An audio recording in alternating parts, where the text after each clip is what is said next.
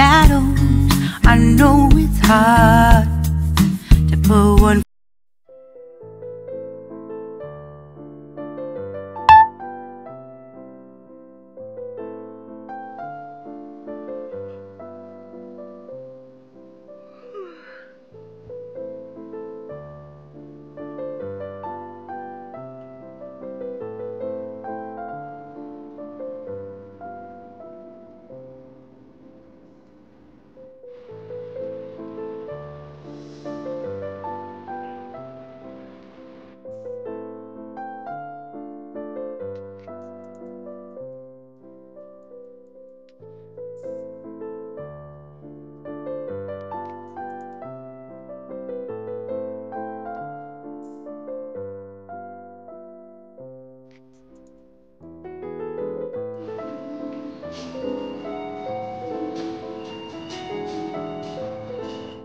Time check now is 7:05 in the morning, but look at the weather.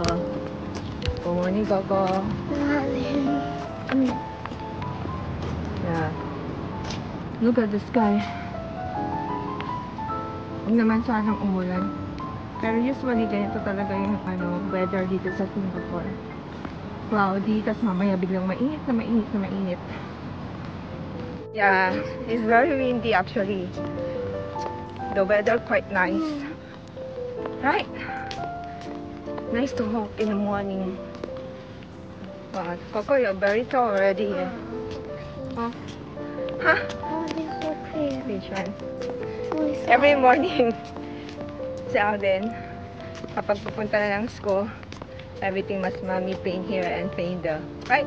Because of Stitch. Yeah. Yes. Oh, I know how. Yeah. Wow, clever boy.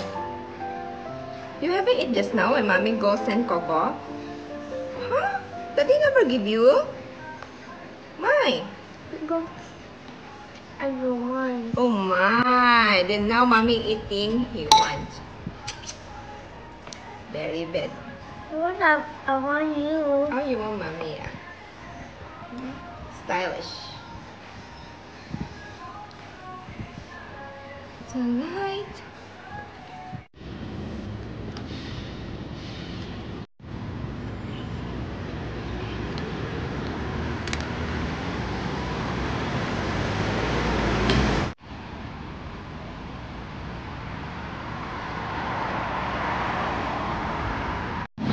Our bus is coming. Okay, now I fetching Coco to his school. So, si Bunso, si Daddy na ang susundo sa kanya. So, si Kuya, ako ang sumusundo sa kanya after his school. Let's go!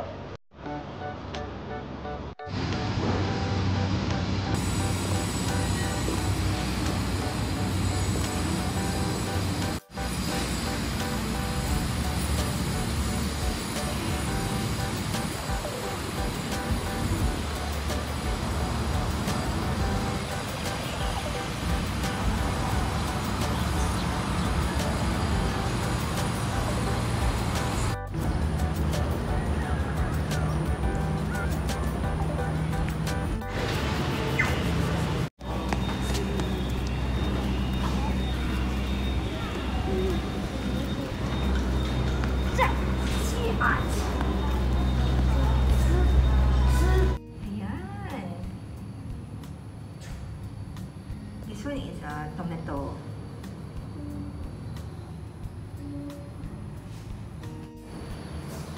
Look at that.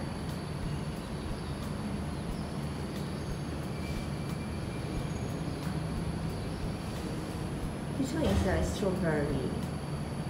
So ayun guys, we are heading now to my in-law house kasi today is Thursday and meron tuition class ang aking dalawang kids. So kailangan namin makarating doon ng by 4 kasi mag-i-start na si Kuya ng 4 p.m. sa kanyang classes. Is English and Maths class for the primary.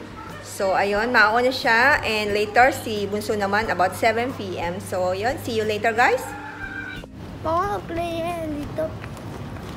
It is 7 to 9, but I Yes. go home early. Yes, So, then you can watch later. Change siya.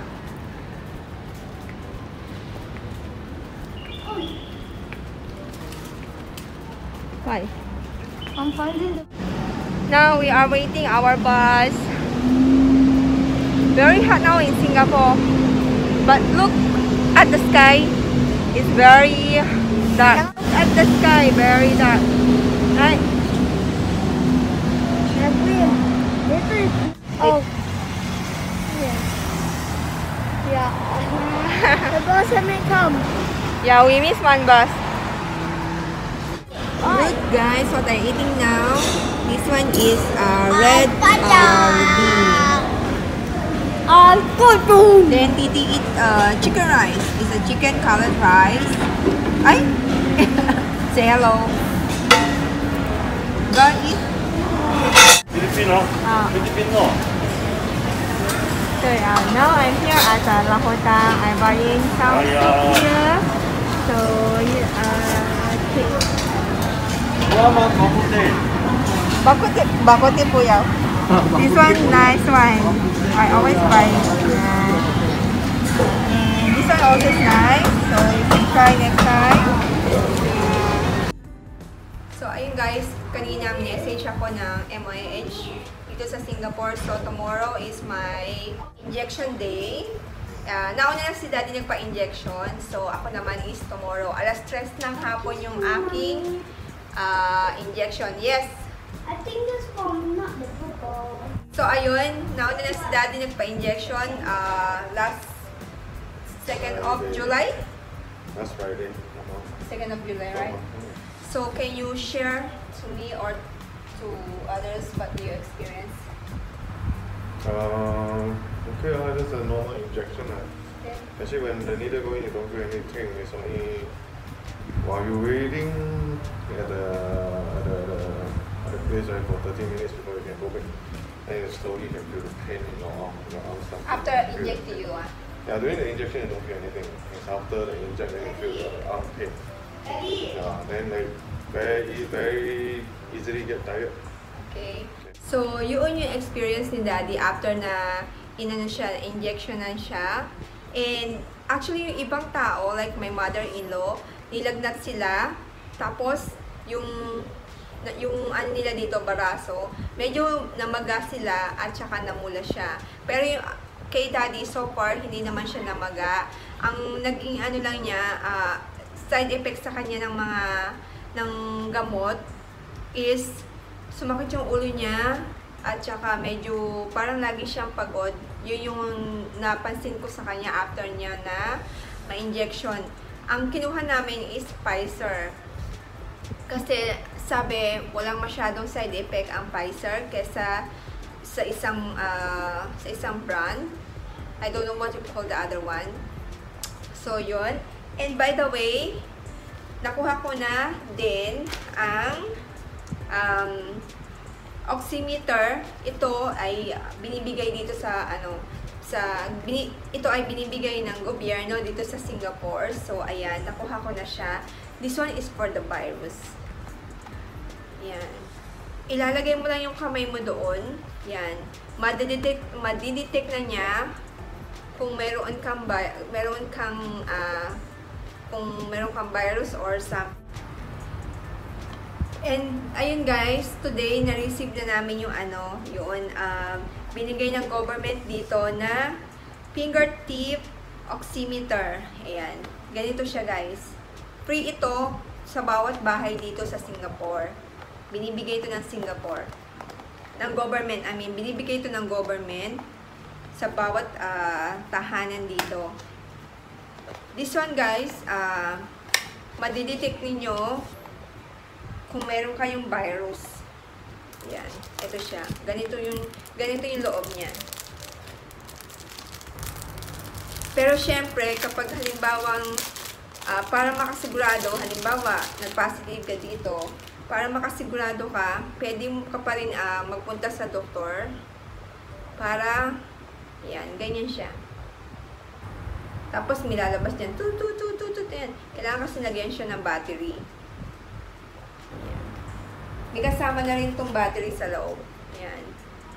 Ang kagandahan lang dito guys, kapag nalobat na to or nagkaroon ng side effect, pwede mo siyang papalitan dito. Ayan. Nakuha namin to sa one of the supermarket here. Meron din siyang pwede mo din siya makuha dito sa Watson, Guardians, Unity, yon. Free lang to dito guys, free. Kaya, and tomorrow, ano po na injection ko.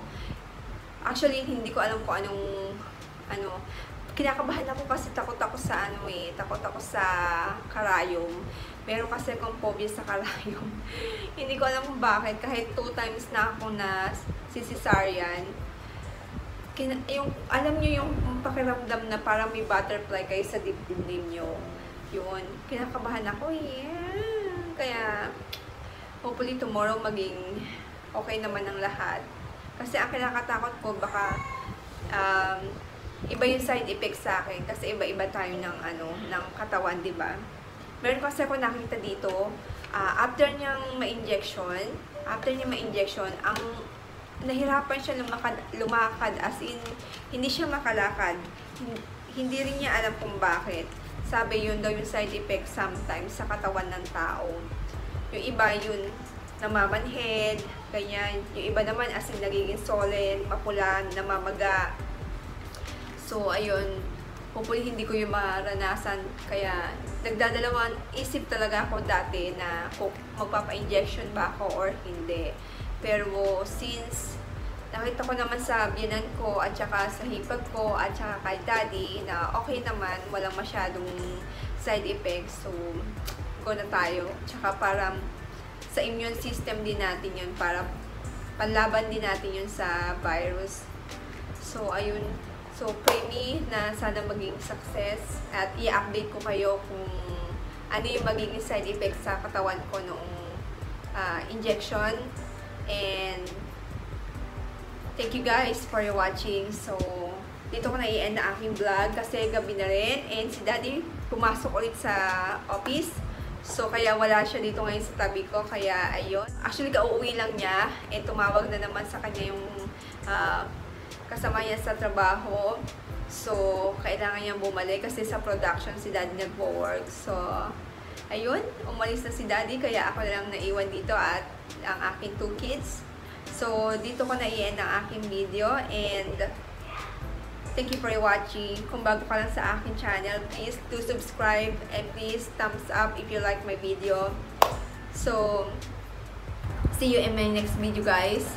And always remember, keep safe and always good vibes lang.